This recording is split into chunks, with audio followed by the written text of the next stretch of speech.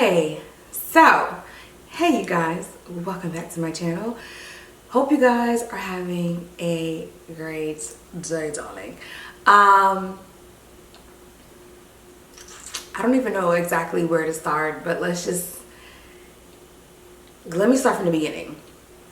Let me just say now, I hate these type of videos because they're like the explaining, but I do get that being on social media, you have to explain at times. So we're gonna start. This is going to be the first and also the last time that I address it. I feel like if you have any questions after this, you should take it up with Jesus, because I don't have any more answers. Bottom line, if you have been following my journey, me announcing that I'm moving isn't a surprise.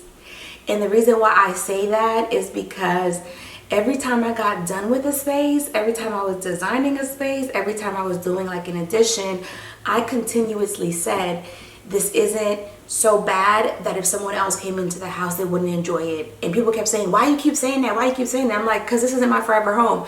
And I kept saying, this isn't my forever home. Not that it's not a beautiful home. Not that I haven't done an amazing job even though I did it. You know, I just felt as though, and I said it back then, I said it a year and a half ago, I said, I don't plan on being single forever. So I knew that this wasn't going to be my permanent residence, okay? So, and I kept saying that, and I kept saying it, and here we are, 2.5 years later, I'm moving. And again, with every renovation that I did, I continuously said that. So when it was my office, I said, hey, I'm turning this into my office, but there's still enough space left over to turn this space into a dining room, or I can remove the cabinets if the next buyers weren't interested, okay? I was talking to someone yesterday and I was explaining my whole entire experience the last 2.5 years, and well, 3 years honestly. And the best way that I can describe the last 3 years is to say this house was like my rebound person.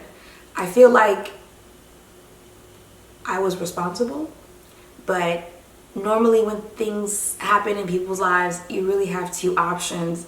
You can watch them glow up gracefully and say, damn girl, she doing her thing.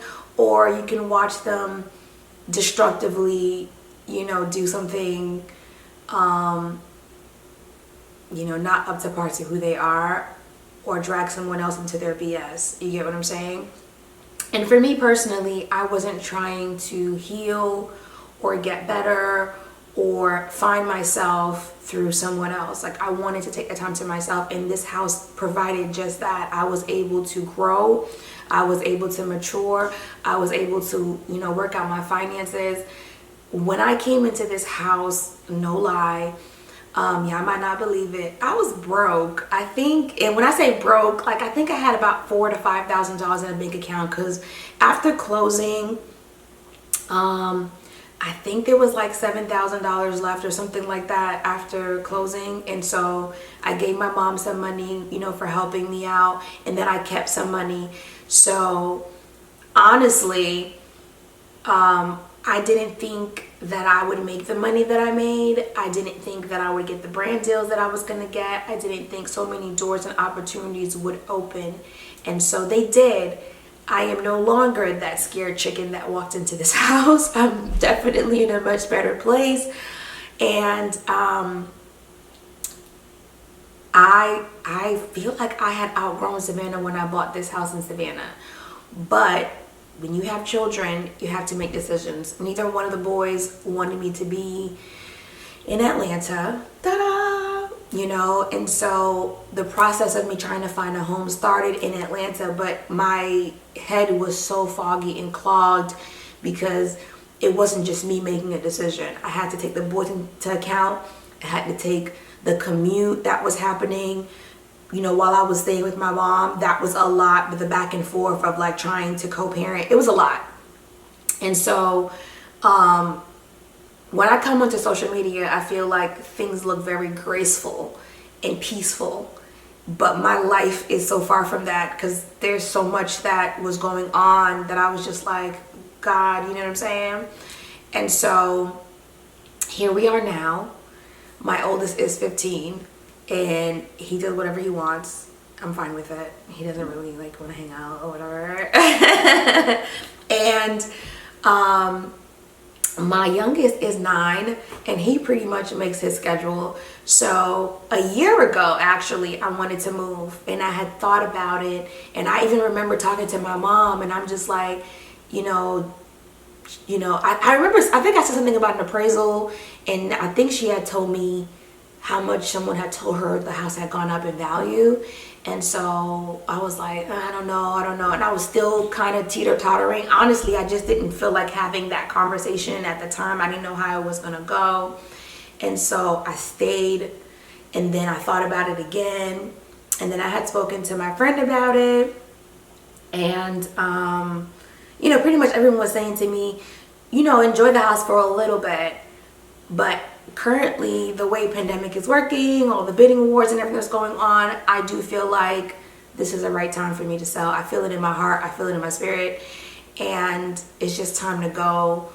Like I said, I am going to Atlanta. That's where my support is at. That's where my family is at. But I do feel like I needed to be isolated to myself, to deal with myself, to get, to get to a better place. Not even to heal from the breakup, to be quite honest with you. Just to get Nadia back, like to figure out what I liked, what I wanted to do, to be okay to be by myself, because I didn't want to just like rush into like another relationship and like do a whole bunch of stuff. Like I really just wanted to kind of get myself on like a routine, financial routine, a routine in life, all those things. Like I really wanted to get that stuff situated.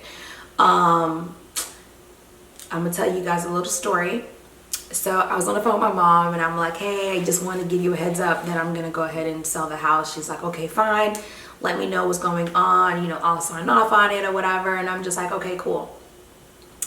And so I had a dream. I'm not gonna tell you guys the dream, but I told my friends about the dream and I was like, oh my gosh. So I called my mom and I'm like, the only thing that has me a little like whatever about the house, I was like, I really want someone that's going to take care of the house. And my mom said, are you crazy? Are you crazy?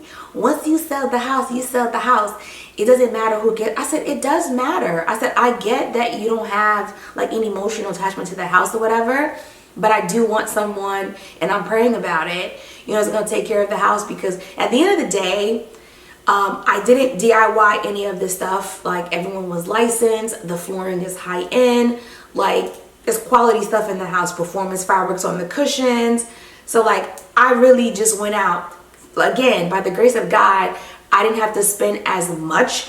I only spent a little bit, but it was still a lot to me, because baby, it was, when you're trying to do stuff by yourself, it was still a lot.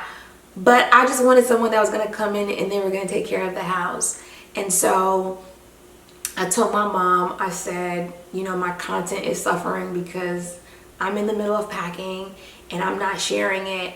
And so I'm trying to be in like a good spirit. I'm not in a bad spirit, but I'm just a little drained, because I'm back and forth between here and Atlanta and it's just a lot. So the two people that I needed to talk to about sharing the move, I spoke to them and both said okay. So I'm like, all right, cool, we're good to go.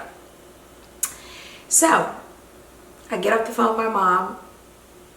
I push myself out of bed and I do the reel. I'm like, dun, dun, dun, dun, dun, and I'm moving around the house. Dun, dun, dun, I'm moving around the house. Dun, dun, dun. And I post the video on Instagram.